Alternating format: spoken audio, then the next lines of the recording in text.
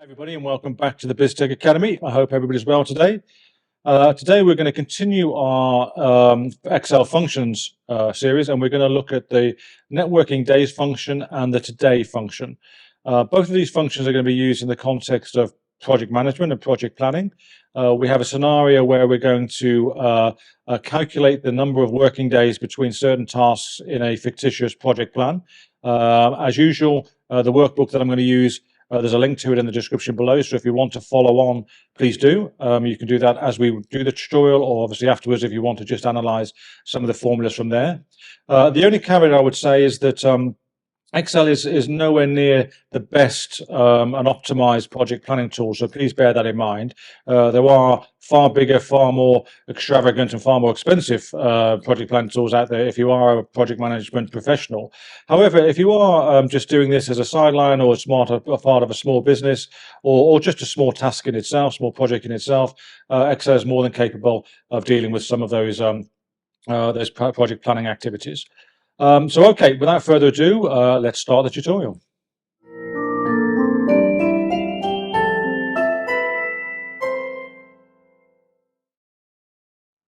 So what we have here is a small workbook that shows a launch plan for a new product called Superstar. The plan itself is set in a number of milestones. You can see here, milestones 1 to 10, and we start with the project start date itself, the concept, research, design. We then have 3 prototype stages. Then we launch the project, or the product, I should say. We go through a ramp phase in manufacturing, and then the volume manufacture starts. Anybody who comes from a manufacturing environment would recognize in some form or another these milestones, and they're pretty standard within the industry.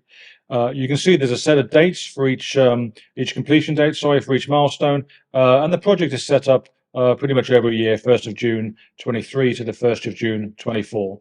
I've got a small table here with public holidays. I'll explain why they're there in a moment. But in the meantime, what we need to do now is calculate the number of working days between today's date and those particular milestones. And to do that, we'll use the network days and today functions. So we start with opening the function builder, and we'll drag this across. As you know, I like to use the builder because it shows the logic of the function that we're going to use, and it's very useful to either beginners or individuals who haven't used a particular function before. We'll search for network days and we'll insert the function. Now, as said, network days calculates the number of working days between one date and another date. As simple as that. And what it means by working days is it removes weekends. And when it says weekends, it assumes Saturday and Sunday. Now, if you live in a country or you're managing a project where the weekends are not Saturday and Sunday, what you can do is you can use a comparable function called international network days, and that will then allow you to change the weekend days. And I refer you to that one if you need to. But basically, the principle is the same, and you would follow the same process as what you have here. There's 3 fields. There's a start date, an end date, and a holidays. And the reason why it has a holidays field is because the function does not account for public holidays. So you have to put those in manually, and I'll show you how to do that in a moment. So if we start with the start date, for this particular example, we want to use today's date. So we can do that in one of 2 ways. We can use the today function, and if that was the case, you type in today, and you put in your open and close parentheses, and that would input the today's function. So within the function of the network days function, you would have a today function, you'd nest that inside, and every day that would update the date and recalculate the number of working days to the particular milestone completion date. That said, what I like to do when I do this sort of plan is I like to see today's date on the main workbook. I just think it helps you visualize where you are in the plan. So I'm going to delete that, and what I'm going to do is I'm going to add in cell B3. Cell B3 is the today's date. Now, the important thing to remember is that when we copy this formula down, we're going to want today's date to remain locked. So that being the case, we press F4 and we make this an absolute cell. We lock the date in so that it follows it down when we copy the formula down. Moving to the end date is the end date of the completion of the milestone. So in this scenario, milestone 1, planned completion date is cell C6.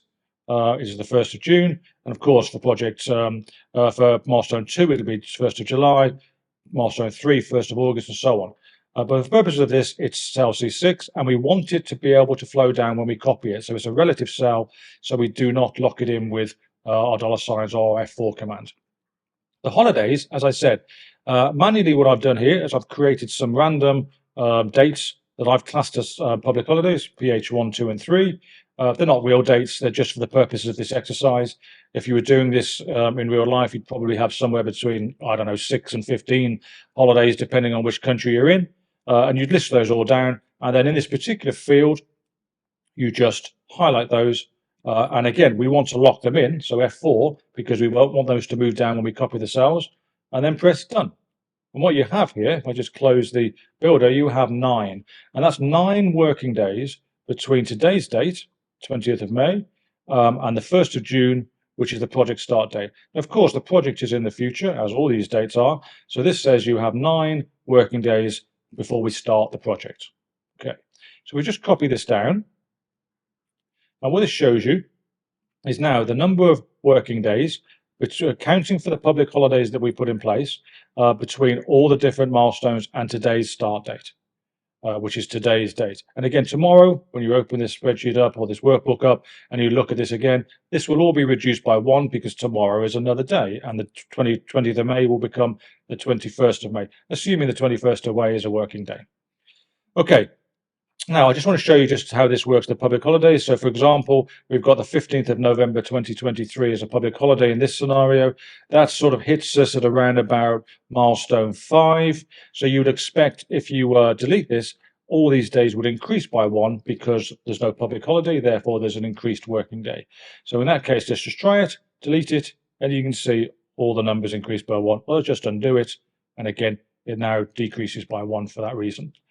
Okay, that's really it. That just is a quick example of how you use the networking day function as well as the today function, and it shows you how you can create an analysis that tells you how many working days you've got left between one day and the next, or a number of days, and today if you're project planning. Again, there are other sophisticated tools out there that manage projects, but if you do have a relatively small plan or you only have access to Excel, this particular set of functions may well be useful to you when you're producing your project plan. Okay, I hope you enjoyed the video. We found it useful. If you did, it would be great if you can give us a thumbs up, subscribe to the channel, and press the alert button for new videos. But in the meantime, thank you very much for watching, and I'll see you in the next one. Bye-bye.